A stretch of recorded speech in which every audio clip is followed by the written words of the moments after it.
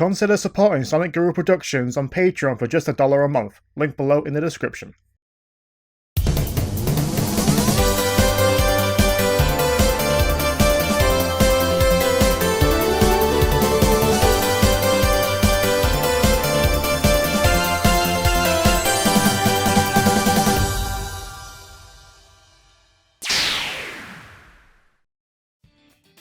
Hi, I'm Sonic Guru, and welcome to another episode of Blue Blur.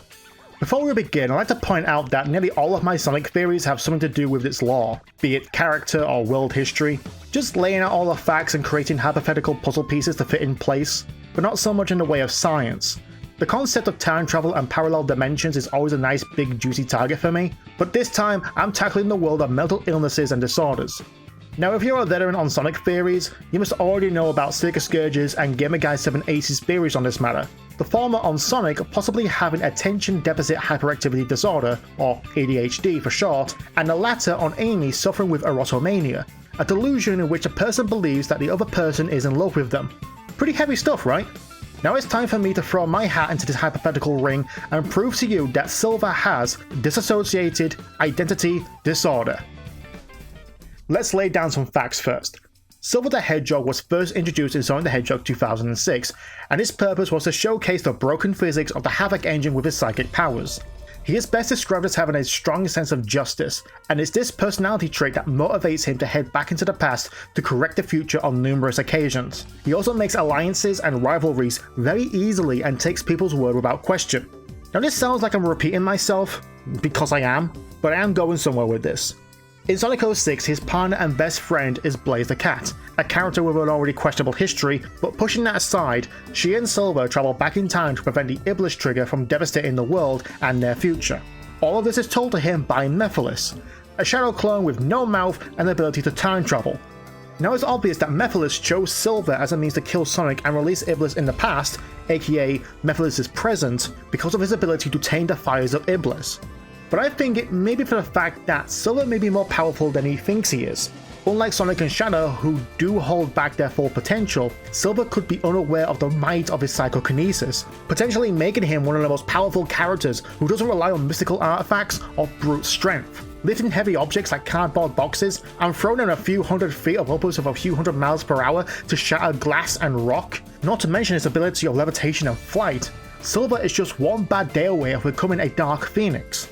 But maybe that day already happened.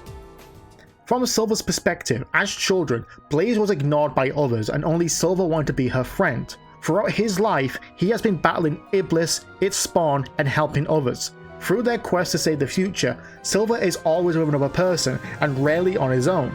When he is, he doubts himself and questions his motives, unsure what he's doing will actually help his cause. Silver doesn't think for himself, as there is always someone there guiding him. But is there?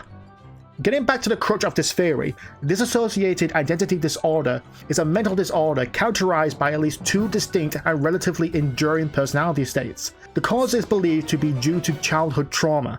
In about 90% of cases, there is a history of abuse in childhood, while other cases are linked to experiences of war. Silver could very well have experienced something like this, having grown up in a world where every day could be your last. But who is this disassociated identity? It's no one other than Blaze the Cat. Blaze could very well be a figment of Silver's imagination, brought to life by the dormant psychic powers in his mind. Blaze doesn't exist. But wait, Sonic Guru, what about that scene where Sonic, Silver, and Blaze were present when the egg carrier crashed? Good point, well done. Counterpoint, Sonic doesn't converse with Blaze, nor does he even acknowledge her presence, which would be a big deal for the two following the events of Sonic Rush.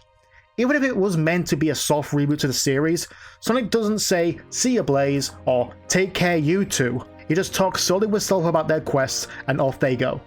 The scenes that greatly encapsulate this theory is after Amy halts Silver's attack on Sonic, berating him for even thinking of killing her love, and that even if he is the cause of the end of the world, she would stand by him. As soon as Silver questions his mission, Blaze appears to set him straight. And later, after learning the origin of both Iblis and Mephiles, Blaze just happens to be there waiting for his return and asks about what he's learned and what to do now. Blaze is Silver's subconscious made real by Silver's mind. For a psychic with untapped power, Blaze is able to sense things that Silver can't but should. and when things came to a head when Silver tamed Iblis once again, it seems Blaze was the one to seal the entity and disappear. But what if Silver actually succeeded and his subconscious, Blaze, the new Silver, was now able to survive on his own and, quote, sacrifice herself for Silver to be free to make his own choices in life and not to rely on others?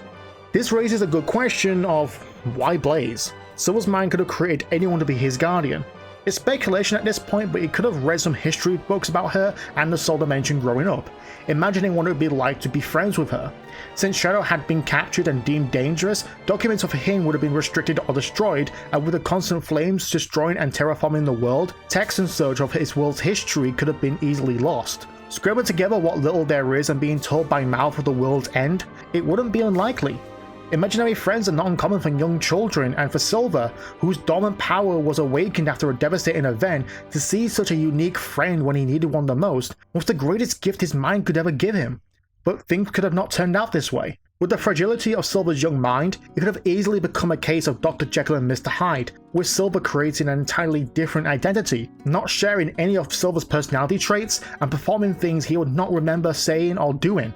Silver would have become Venice, his evil half, turning into him during stressful times, and in a devastated world, it could happen often. Luckily, that didn't happen, and the good in Silver's heart and mind created Blaze to guide him until he no longer needed her. Her sacrifice was not in vain, but in hope that Silver would now be able to save the world and restore the hope in the lives of others. So what do you think? Is Blaze an illusion created by Silver's subconscious?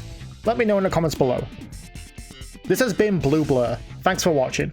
If you want to see more, check the description or click on the annotations for more videos. And if you want to see future videos, be sure to like, share, and subscribe to Sonic Guru Productions. You can also support this channel over on Patreon. Thanks again everyone, I've been Sonic Guru, and I'll see you next time.